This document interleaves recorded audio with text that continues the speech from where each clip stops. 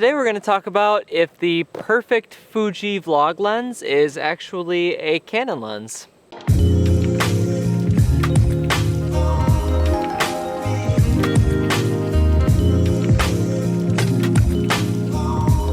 So normally I would be vlogging on the Fuji 10-24 f4.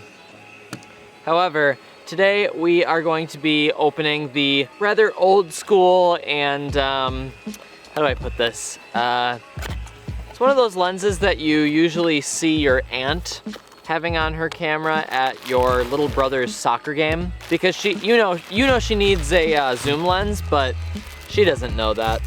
So she's rocking the Canon 10-18 f4.5 to 5.6 IS. This lens is one of those lenses that a lot of people would look at and not really think much of, because it's really old and it's 4.5 to 5.6. That should be enough for us. However, this lens has IS, like I said, and from what I've heard, it is one of the better IS lenses, and it also is a wide-angle lens.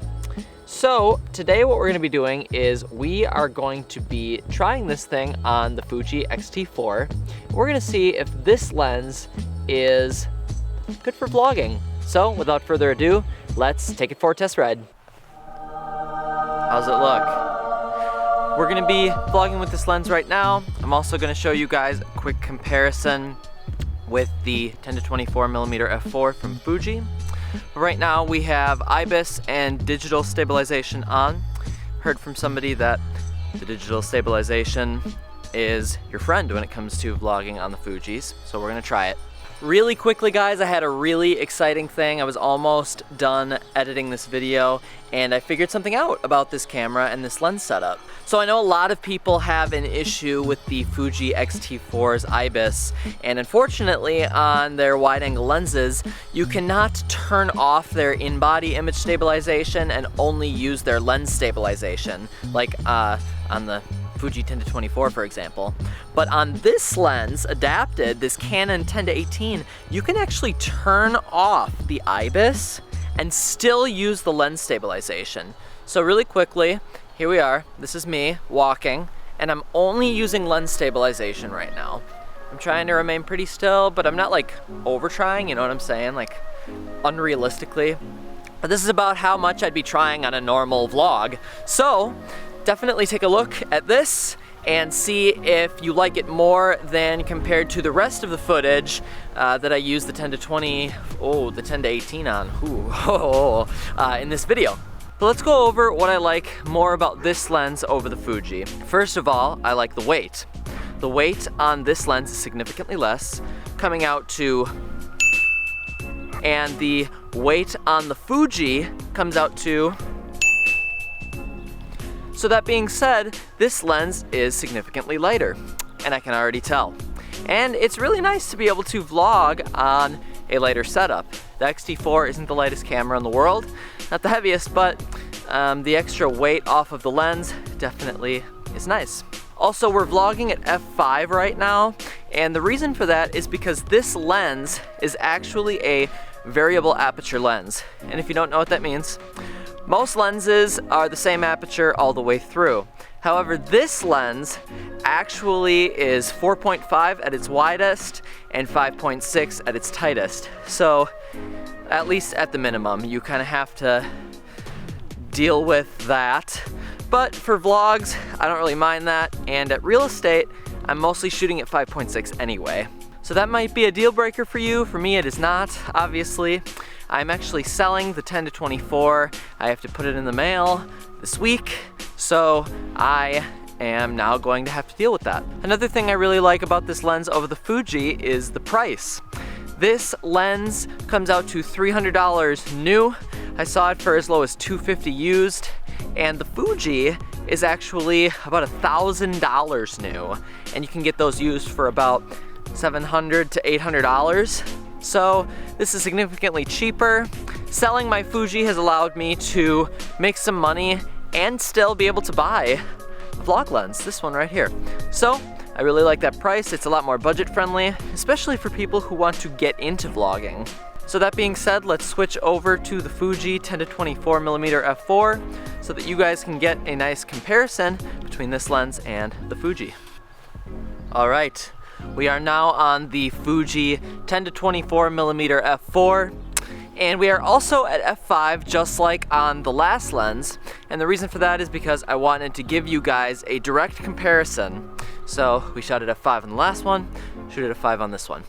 But we're gonna go over what I like more about the Fuji right now as opposed to the Canon. Number one, this lens can go down to f4. So it's better in low light and technically gives you more shallow depth of field. But I mean, f4, you know, it doesn't give you that crazy of a shallow depth of field anyways. So to me, it's not that big of a deal, but it is nice to have. Another nice thing about this lens is that with the added weight, and it's also a bit bigger, feels a little heftier, when you're not vlogging, that's actually nice. It's nice to be able to pull focus and to zoom on a beefier, heavier lens. I find it nice if you want to do some B-roll or you're just shooting video that isn't a vlog.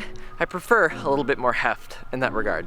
Another thing that is better about this lens is that it is newer, which theoretically means that it is sharper, has better color reproduction, etc., etc. So I don't know if you guys can tell. I can't really tell the difference. I think they look very similar. That being said, it is technically newer, so technically better, I guess. But like I said, the whole point of this test is to show you guys a direct comparison between the Fuji and the Canon. What do you guys think? I'm gonna put them side by side here so that you guys have a direct comparison. Does it look any better? Does it look any worse? How's the wobble? How's the autofocus? Keep all these things in mind, color reproduction, any of that stuff, so that you can decide for yourself if the extra money is worth it to save up for the Fuji. One thing to also keep in mind is that if you do decide to go with the Canon, you are going to have to buy an adapter. But if you're like me and you shoot mostly Canon lenses anyway on the Fuji, you likely already have an adapter. But I will say this, even with the adapter, buying the Canon is still going to be cheaper. I will link a couple adapters below, but I personally use the newest Fringer adapter. It has very similar to native continuous autofocus performance. I have found that it feels just like all the Fuji lenses I've tested in regards to autofocus performance and color reproduction and image quality and all that fun stuff. So definitely keep in mind, you're going to also have to buy an adapter if you don't already have one, and I will link a few of those below. But that's pretty much it for me, guys. Definitely let me know in the comments if the Canon is good enough in your opinion to switch to, and let me know why. There might be things that I didn't even consider. I'm kind of locked in. Like I said, I already sold this Fuji lens, so I'm definitely gonna have to send that away in the mail. But I wanna know what you guys think. Is this better in your opinion? What do you think? Which lens is better? Tell me why. Let me know in the comments. And yeah, like I said, that's pretty much it for me, guys. So if you like this video, please do leave a thumbs up. It helps me a lot, even if you don't think it does. And subscribe if you haven't already. I do Fuji content on here, as well as just, you know, trying to make vids, having some fun. If you want to come along for the journey, subscribe. And I will see you guys in the next video. Peace.